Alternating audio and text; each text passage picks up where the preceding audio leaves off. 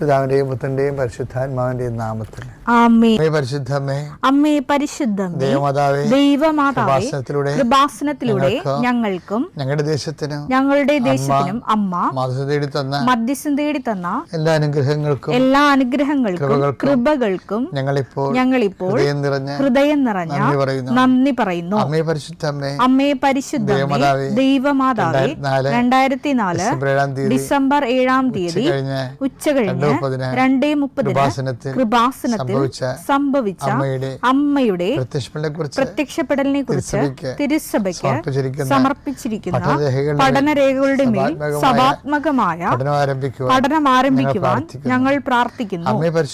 അമ്മേ പരിശുദ്ധമേ, ഭൂസ്വർലോകങ്ങളുടെ രാജ്ഞിയായ അങ്ങയ്ക്ക് ഭൗമ സംരക്ഷണത്തിനായി പ്രപഞ്ചപ്രകൃതിയെ തന്നെ തിരുസഭ പ്രതിഷ്ഠിക്കുവാൻ ഈ പ്രത്യക്ഷീകരണ വഴി ഇടയാക്കണമേ.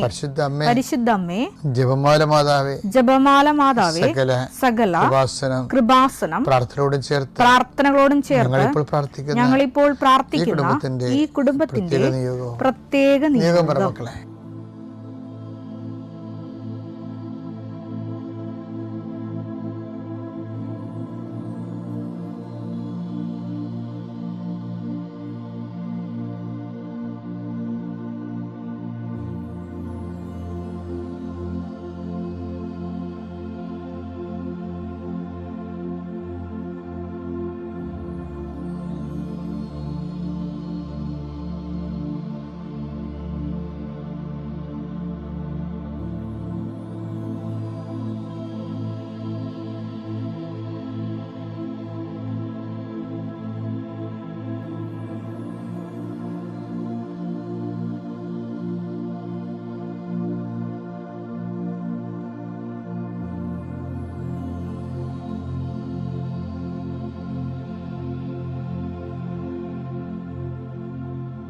അമ്മയുടെ പ്രത്യക്ഷീകരണത്തിന്റെ ഈ അനുഗ്രഹവേളയിൽ ഞങ്ങൾക്ക് സാധിച്ചു തരുവാൻ കനിയണമേ.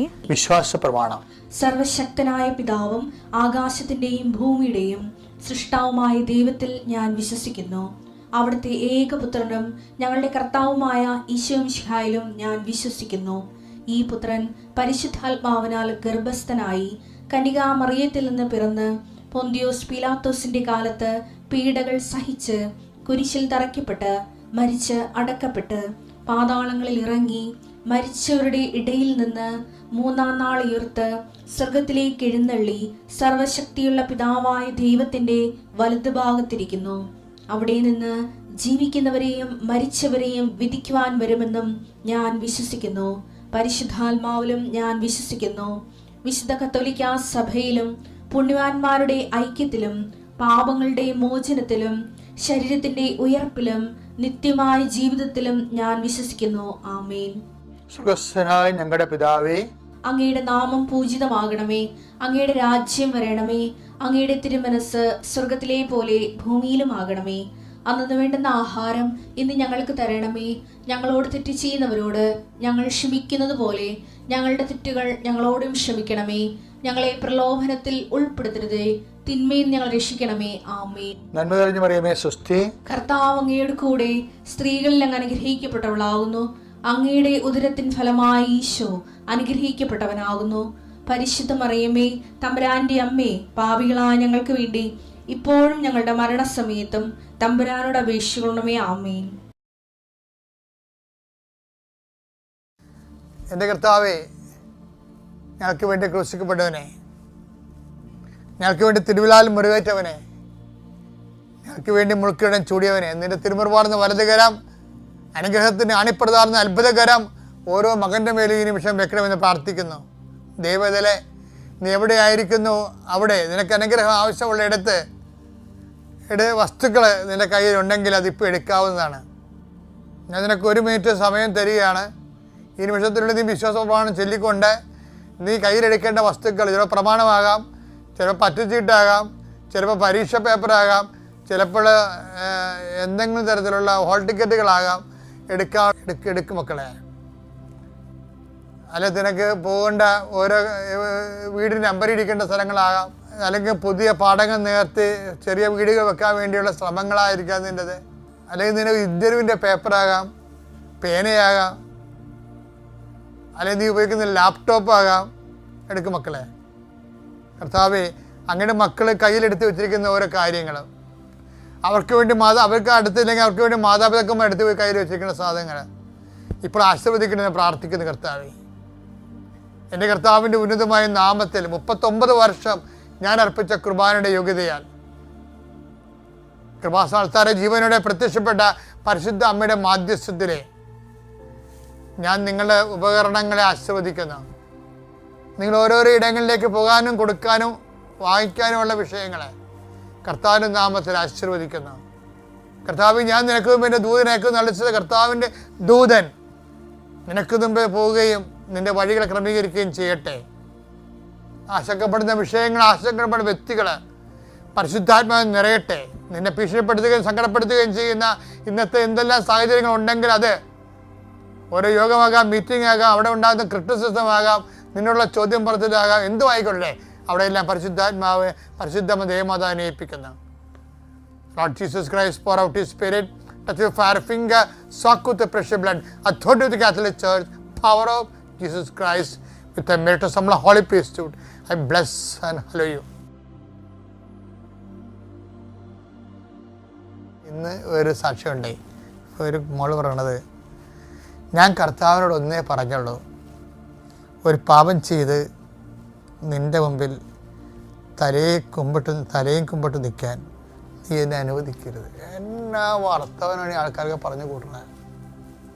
ഇക്കാലമാണ് പാപം കൊണ്ട് ജനം ആ പെരുന്നാൾ നടത്തുന്ന ഒരു കാലത്ത് ഒരു ഉടമ്പടി ക്രിസ്ത്യാനി ദൈവത്തോട് പറയുന്ന പ്രാർത്ഥനക്ക് ഭയങ്കരമായ കാലത്തിൻ്റെ ഒരു പ്രത്യേകതയുണ്ട്. എന്താ പറയണത്?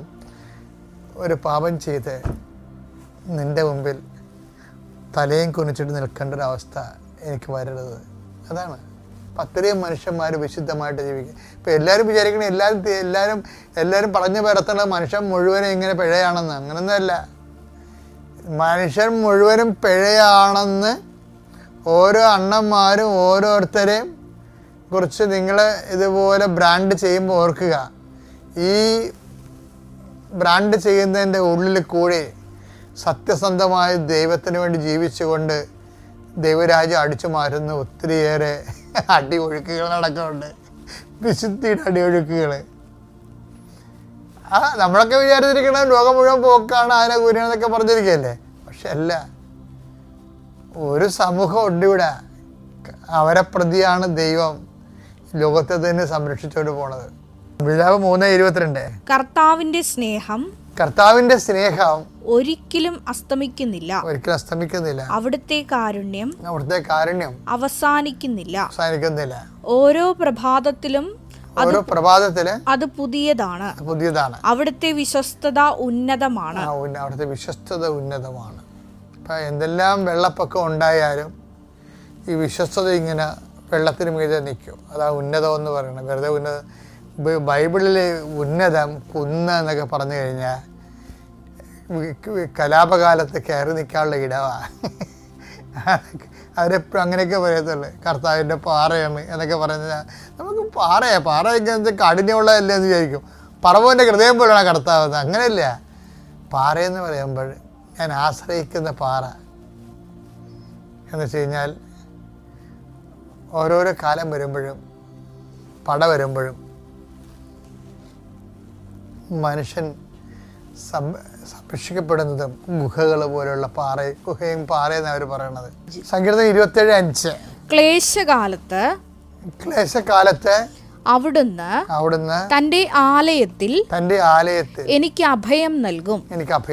തന്റെ കൂടാരത്തിനുള്ളിൽ എന്നെ ഒളിപ്പിക്കും. എന്നെ ഉയർന്ന പാറമേൽ നിർത്തും. അപ്പം അത് ക്ലേശകാലമായാലും യുദ്ധകാലമായാലും വെള്ളപ്പൊക്കകാലമായാലും കർത്താവ് ഉയർന്ന പാറമേൽ നമ്മൾ നിർത്തും. കർത്താവിൻ്റെ സംരക്ഷണത്തെക്കുറിച്ച് പറയണതാണ്.